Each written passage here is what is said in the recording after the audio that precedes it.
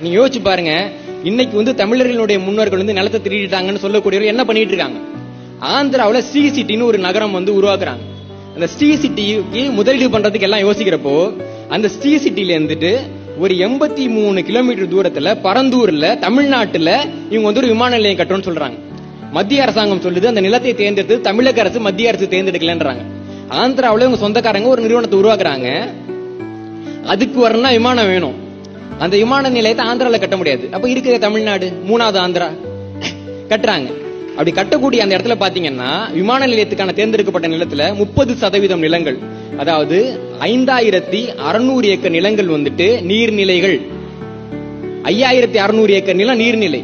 அது போக பாத்தீங்கன்னா கொற்றலை ஆற்றினுடைய ஒரு துவாரமா இருக்கு. ஒருவேளை சென்னையில நிறைய மழை பெய்யுதுன்னா அந்த நீர் வெளியிடக்கூடிய பகுதியா இருக்கக்கூடியது பரந்தூர் தான். இப்ப சென்னையில வெள்ளம் வந்தப்ப கூட நீங்க பரந்தூர்ல தண்ணீர் இருந்ததை பார்க்கலாம்.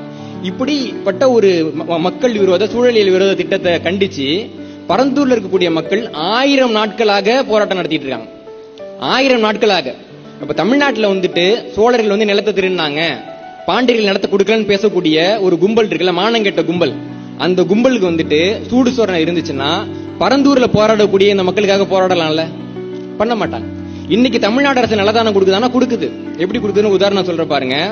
மதுரையில வரிச்சியூர்ங்கிற பகுதியில முத்துகிருஷ்ணன் அப்படிங்கிற ஒரு மாற்றுத்திறனாளி இருக்கிறாரு.